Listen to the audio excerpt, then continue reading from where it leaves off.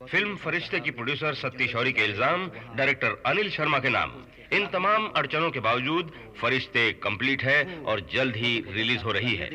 तो मेरे हिसाब से पिक्चर जो थी बहुत कम वक्त में और बड़ी खूबसूरत फिल्म बन गई थी, लेकिन जैसे ही फिल्म की शूटिंग खत्म हुई तो हमारे डायरेक्टर साहब की जो अपने घर की जो फिल्म थी तहलका, उसकी तरफ उनका कुछ इस तरह झुकाव हो गया कि उन्हें ये भूल गया कि इस पिक्चर की, इस फिल्म की जो पोस्ट प्रोडक्शन वर्क है वो भी उनकी ही जिम्मेवारी है।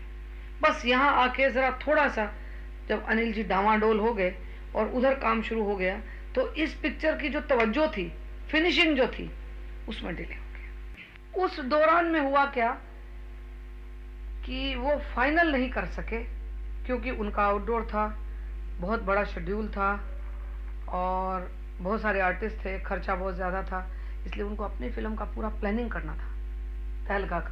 वो प्लानिंग करते करते इधर का जो काम था वो निगलेक्ट हो गया और उसमें इनके जाने से पहले हमको जो फाइनल प्रिंट नहीं मिला तो हमने जो भी पोस्ट प्रोडक्शन काम करके रखा 27-28 हजार फुट के ऊपर, तो वो सारे काम जो थे उनके आने के बाद जब वो वापस आए जून में, हमें उनको फिर से करना पड़ा। उनकी थिंकिंग हमारी थिंकिंग में फर्क हो सकता है, लेकिन उससे वर्किंग में इंटरफेरेंस का कोई सवाल ही नहीं था। और जहां तक फैसिलिटीज की बात है, जो कुछ भी उन्होंने शूटिंग के लिए, प्री शूटिंग के लिए, लोकेशन हंटिंग के लिए या पोस्ट प्रोडक्शन के लिए जो भी डिमांड की है, आई अंडरलाइन इट, वो भी चीज हम लोगों ने उनको प्रोवाइड करके दी।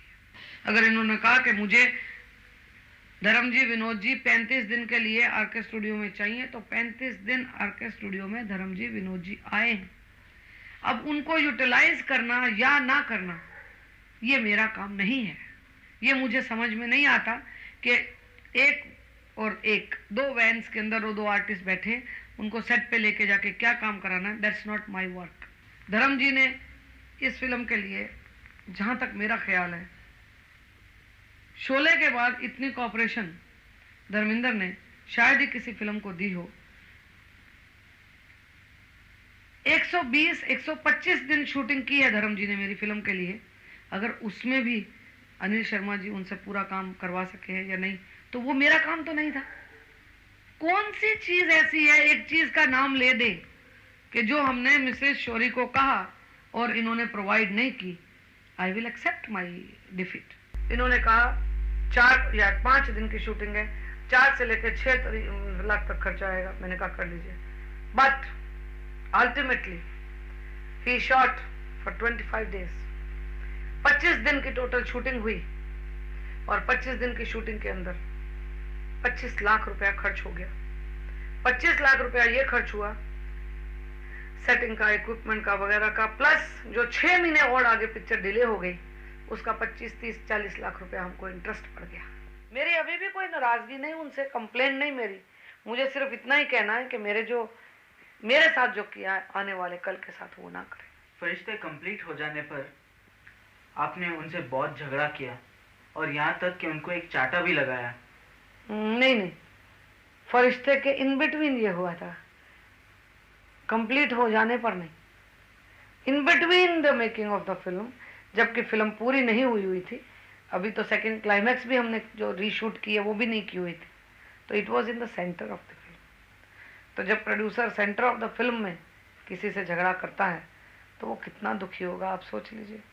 उन्होंने कुछ हद से बढ़कर गिरी हुई हरकत की होगी तो ही मेरा हाथ उठा हुआ, और मैंने एज ए डायरेक्टर उनको नहीं मारा, ऐसे अपना बेटा ही समझ के उनको मारा हो। शुरू में विनोद जी के जो आसपास घूमते हैं, जिनको हम बड़े प्यार से उनके चमचे कहते हैं, उन्होंने इनके कान भरने शुरू किए कि जी अनिल शर्मा तो धर्मेंद्र के ग्रुप का आदमी है, मैडम भी उनके नीचे दबी रहेगी, आपका तो रोल ही ठीक नहीं बनेगा, आप क्यों काम कर रहे हैं। और 1 साल तक बस यूं ही लटका लटकी में, 1 साल 3 महीने तक विनोद जी ने शूटिंग नहीं शुरू की। उसके बाद face to face, heart to heart बात हुई, शूटिंग शुरू हुई। शूटिंग उन्होंने की 12 दिन की, उसके बाद फिर वो उखड़ गए। मैं आपको ये बता ही नहीं सकती, मेरे पास अल्फाज नहीं है ये कहने के लिए कि विनोद खन्ना नाम के डिफिकल्ट आदमी के साथ काम करना कितना मुश्किल है। आपको लोहे का दिल, पत्थर का शरीर बनाना पड़ता है इतने डिफिकल्ट आदमी के साथ काम करने के लिए। आप जब से वो वापस आए हैं आज तक उनके सारे प्रोड्यूसरों की हालत देख लीजिए क्या है।